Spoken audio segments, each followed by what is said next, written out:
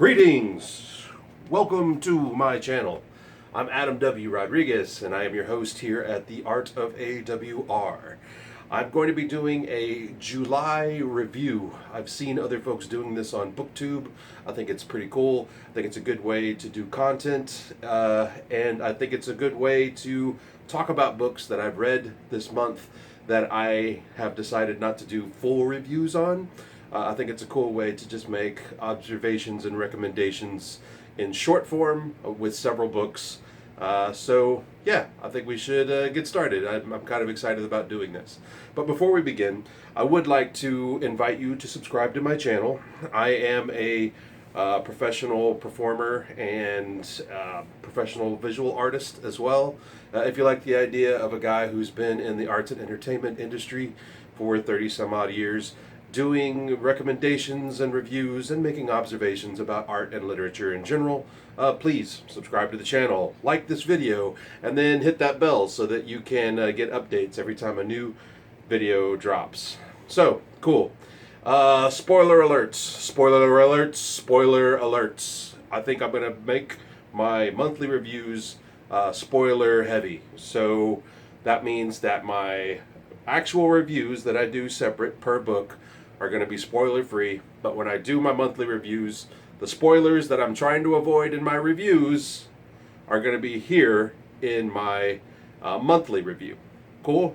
Gotcha. Spoilers ahead, ladies and gentlemen. Spoilers ahead. So let's just start with the beginning of the month. So at the top of the month of July, I read 2 Greek tragedies right here in my Norton Anthology of World Literature. I like to go and get textbooks of literature because not only do they have really cool old texts that normally I wouldn't read. You know, there's some really cool stuff in here from like the Middle East and Japan and stuff like that. You know, books I'd never even heard of. But you also get your Beowulf, you get your Canterbury Tales, you get your Arabian Nights, all really cool selections. But what I ended up reading in this at the beginning of July was 2 Greek tragedies. I read Oedipus Rex by Sophocles, and then I read Medea by Euripides. Euripides, you pay for these? Yes, sir. The big Greek tragedy jokes, they never stop. I did do a review on Oedipus, and you can look that up in my backlog, but I didn't do a review on Medea. So I would like to go ahead and make some quick observations on this before I move on to the next book that I read in July. And the observation I want to make is sort of a compare and contrast of Oedipus versus Medea. Mostly focusing on the fact that both stories are tragedies, and both stories have your main characters committing horrible crimes against one's family. In the case of Oedipus, he murders his father, marries his mother, all unknowing to him. Throughout the play, he figures this out. He learns, oh my God, I've killed my father. Oh my God, I married my mother. Oh my God, my children are my brothers and sisters. And so his mother, Jocasta, who was also his wife, ends up hanging herself, and as a result, he plucks out his own eyes with Jocasta's hairpins, and blood's gushing, and then he exiles himself into the mountains. So, on the other side over here, Medea. She is a queen who is now being replaced. Her husband has cheated on her with a younger, more beautiful woman. It's a political marriage. And her husband, Jason, of Jason and the Argonauts, that myth, Jason and the Golden Fleece, has decided to cast her aside and marry this other woman. Medea is scorned, she's wronged, and she wants furious vengeance. And in doing so, she decides to murder the children that she had with Jason. She ends up murdering her children. And on top of that, she creates this dress and douses it in this elixir and then offers it as a gift to Jason's bride-to-be. Jason's bride-to-be puts on the dress and it like melts her skin and dissolves her and she dies. And her dad goes to try to help her and he dies, all dissolving into it. It is so cool. It is so metal. Way to go, Medea. But as opposed to Oedipus, who was punished horribly by the gods. He ripped out his eyes, he exiled himself. Medea, on the other hand, when she's about to face the consequences of these horrible actions that she's done, as Jason is going to make her face these consequences, she ends up escaping on a flying chariot that was supplied to her by the gods. As she's flying out, draped over this chariot are the two dead children that she murdered. So I really like to kind of just point out this interesting bit of contrast. Now I realize it's two different authors and two different periods doing two completely different plays. I'm just curious about the ins and outs of why gods will punish this guy who unknowingly committed horrible acts against his family and reward this other person who knowingly committed horrible acts in vengeance. I wonder if vengeance has something to do with it. I wonder if fate and free will has something to do with it. I'm really fascinated by the idea, and I would love to discuss it with anybody who has opinions on it. So put stuff in the comments if you've got any opinions upon it. So cool. That was my first book, and I realized it was a bit of a rant. Most of the other ones won't be that big of a rant, right? So what else did I read during the month of July? Well, I picked up The Books of Blood by Clive Barker. I read the very first one. This is a anthology of 3 books, and I read the very first one. Each book is a collection of short stories. Now, I really wasn't terribly impressed with the first book of Blood. The stories were kind of bland, in my opinion. The monsters were kind of neat. The language wasn't too engaging. I mean, I know Clive Barker is supposed to be one of the kings of horror. This is the first of his that I've read. Maybe it wasn't the best one to start off with. So I'm probably going to read the next 3 before I do any kind of a review of it. The next 2 before I do any kind of review on it, just so I can compare and contrast and just see if it gets any better. Come on, Clive, kick it up a notch. I really hope the next one will be better. But, you know, would I recommend it to horror fans? No, I probably wouldn't. It's not that great, guys. It's probably why I didn't even do the review of it, because I don't like doing heavily negative reviews, and I probably will later, but right now, nah. So, next book that I read over July. And I don't know if this counts, or it counts as something that I read, but like I don't know if this is kind of like a faux pas. I guess there's no real rules in Booktube. Anyway, I am taking courses at the local college here, and this over the course of the summer, I took a course in physical anthropology, and I finished this book cover to cover.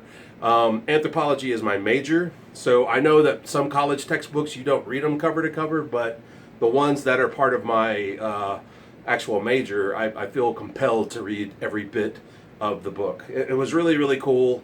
You know, it's a textbook, so I'm probably never going to, in fact, I'm not going to be doing like a review on it. But it was very interesting, very informative. I learned a lot about ancient man. I learned about evolution. I learned about primates in general. It had a lot of really cool information that I hope I will retain into fall courses that are coming up. So that's that one. I did do a play this month, so I'm going to go ahead and talk about that. Not everything that I've got are plays. I did read several novels as well, but you know, I am a performer locally here in Austin, Texas, so you are going to get some plays in my reading lists. I'm probably not going to do like singular reviews of the plays, but you'll probably get a lot of them in my monthly reviews. So one of the plays that I actually got to participate in was a play called Mr. Burns. It's also known as Mr. Burns, a post-electric play. It was a wonderful play. It was written by Anne Washburn in 2012. It also has a musical score by Michael Friedman, where Anne Washburn did all the lyrics for the musical score. It's a wonderful play. It's got some problems in the way it's formatted. the kind of stuff that a good director can fix, but it's not, built into the play itself. So there are some chunks that are difficult. I wouldn't recommend it as something that you would just read. A lot of the jokes are in the third act are all music, so if you can't read music, you're not going to be able to get the jokes that are embedded in the actual music. So it's one of those shows that is best watched. So I do suggest people go and watch. If you see Mr. Burns or Mr. Burns, a post-electric play, come up in your community, go check it out. It's really worth it. It's a fun show. The basic premise is that in a dystopian future where the electric grids have all gone down and the nuclear plants are exploding and people are dying from radiation, people are trying to keep their stuff together by telling stories, right? The first act is people who are freshly into this apocalypse, who are just sitting around a fire trying to survive, and they pass the time by just telling the story. It's the episode, the Cape Fear episode from The Simpsons, right? And then the second act, it's 7 years later, and everybody's kind of created these companies that are performing these things live, like shows, like plays. And it's more elevated versions of the episode itself, the Cape Fear episode of The Simpsons. And other people are insinuated as to having other plays. There are dramatists elsewhere, there are other comedians elsewhere, there are other people performing Simpsons episodes elsewhere, and they're all kind of competing with each other. It's a really interesting concept, and it's all kind of touched on in just a singular location scene amongst these characters. And then in the third act, it's 75 years later.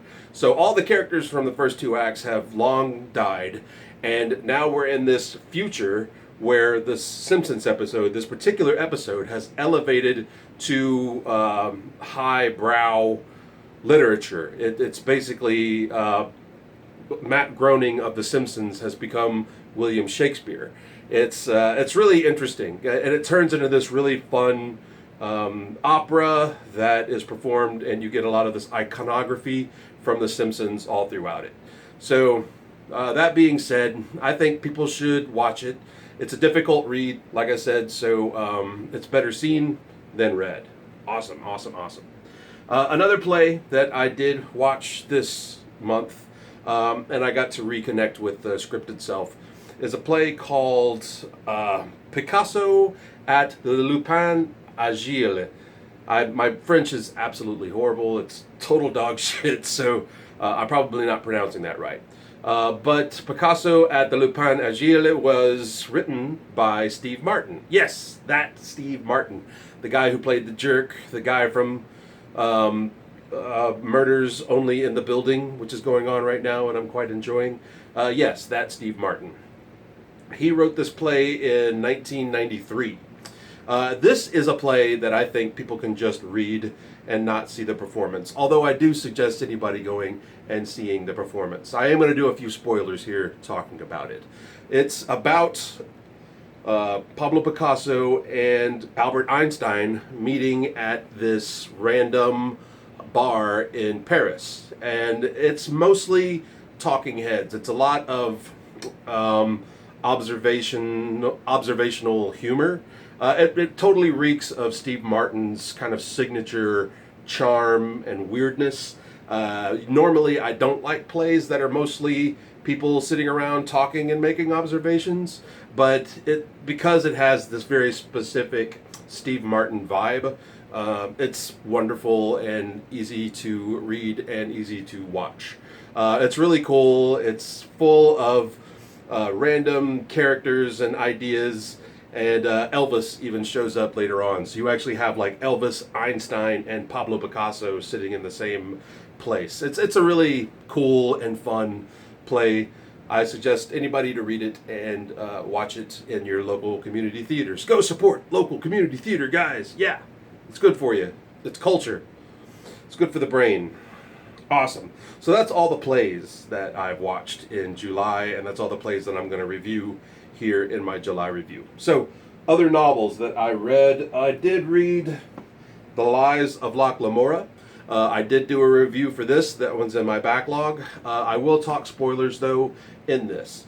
I gave it an 8.5 to a 9, and the only reason it wasn't a 10 is there's this weird chunk in the very, very back of the book that kind of took me out of the book. Otherwise, it's a really, really great book. It's got everything that a fantasy lover would want. It's got really cool character work. It's got wonderful dialogue. Scott Lynch is an amazing writer who's not afraid to use cuss words, and he's not afraid to be funny in his narrative styles. His characters are very quippy and delightful.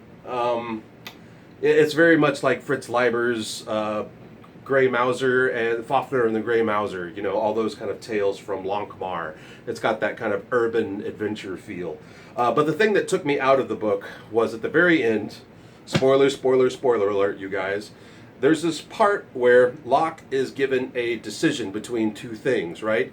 To go and take bloody vengeance on the man who murdered some of his fellow thieves, you know, people that he grew up with, right? He found them with their throats slit, and now he's in pain, now he's in agony, and now he has the opportunity to go and kill the guy that did this to him.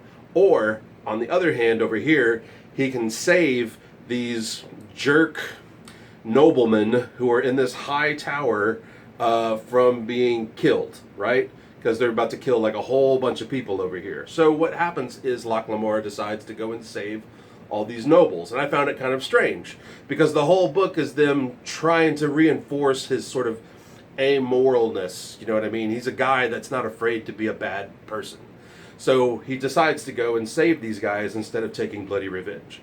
So Scott Lynch actually addresses it. After he saves these nobles over here, the nobles even ask Locke Lamora, like, why would you do this? Why would you save us? And Locke Lamora says that, one, you know, there are children here in this tower, and I don't want these children to die. And I'm like, whatever. And then he says, I don't want this bad guy to win, because it was this bad guy that was setting up killing all of these noblemen, right? So it's to make this guy not succeed. So I kind of accepted that. But still in all, like, bloody vengeance sounds more like Locke Lamora's game, right? So anyway, what ends up happening is Locke still manages to catch up with this guy and kill him. So the real consequences between, like, you have to choose this or this really don't matter. You know, he does build it up like it's a either or thing, and then it ends up not being. So Locke catches this guy and he kills him, right? But they address it even later. Once again, like Scott Lynch, it feels like almost like Scott Lynch wasn't satisfied with his own explanation. This is me presuming too. Scott Lynch is a wonderful author, and this is a very, very nitpicky note, right? So, but they address it yet again. Like, why would you go and you save these dudes? So what happened was, after he saved the nobleman, he convinced the nobleman that this bad guy that was trying to kill them is on this one boat. And the nobleman then decided to sink that boat and sink it down to the bottom of the bay that is swarming with sharks, right? When in actuality, this boat is full of treasure. These noblemen's treasure that Locke Lamora has been grifting from them for a long period of time. And it's technically Locke's treasure now, right? But Locke sends that treasure to the bottom of the bay. Why would he do that? Well, it's explained later that it is a tribute from Locke. It's a tribute that would be a kind of a rite, a religious rite from his god who he worships, which is like a god of thieves. This treasure is a tribute to his comrades who died. And that felt a little bit better, but I was still like, meh. It felt more like a author making a choice instead of a character making a choice. And I realized that that's something that is pretty much one and the same, but it still didn't feel like Locke to do it. It took me out of the book a bit, and that's why it got a 9 instead of a solid 10. It takes a lot for me to give a 10 to a book. There are very few books that do have a 10. So saying that it's a 9 still gives it a lot of sock in my personal opinion. This is a great book. Anybody who likes fantasy fiction should give this one a try. It's a lot of fun. Scott Lynch is a great writer. This was his first book, and so they're only going to get better, right? You got to give a guy a lot of slack. You know, it was the first one that he'd ever published, and he hit the boards running. It's a really great book. So, okay, last book that I read in July was The Phantom of the Opera, and I like this book a whole lot. I ended up giving it an 8.5 because the one thing that I didn't like about it was the two main characters were very two-dimensional, and there's a lot of pages dedicated to those characters. I found Christine and Raoul kind of annoying, and their romance was kind of gross. Raoul was kind of this weird guy who was entitled to her attentions, and Christine ended up kind of being a hostage of both him and the Phantom of the Opera. But otherwise, and once again, an 8.5 is still a really good rating from me. If you love Gothic horror, I think that this is a essential piece of literature. It's wonderful. He's one of a pantheon of Gothic horror monsters. You got your Frankensteins, you got your Draculas, you got your Phantom of the Operas. And he is, in my opinion, the Batman of Gothic horror monsters. He's the Batman in that he has no powers whatsoever. He's not a supernatural being of any kind. All he is a dude who has an incredible amount of skill and is exceedingly dangerous. So he controls people through this illusion, these theatrics, which inspire fear, which is very much the archetype of Batman. The only thing that makes him different from Batman is that this guy is a complete and utter psychopath who likes to murder and torture people, which Batman doesn't murder people. He kind of, you know what? He's different, okay? He's different. He's not totally Batman, but he is definitely the Batman of Gothic horror monsters. And that is all. I've been watching a lot of these reviews, these monthly reviews, and I watch some of these guys who have these huge stacks of books that they burn through in a month, and I'm always super impressed. I think it's great. I wish I could go through books like that. I am a slow reader, you guys, so I'm going to have some months that I'll be having like 2, maybe 3 books. That's just going to be kind of how it is. Some are going to be slow, some are not. I do have other things that I do. I do art. I make little comic books. I do plays. I'm going to try to find ways to incorporate that into my YouTube content as well.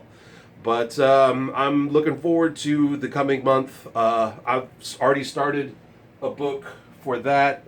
It's over there. You know what? I'll get into that later. We'll start the new month with a surprise.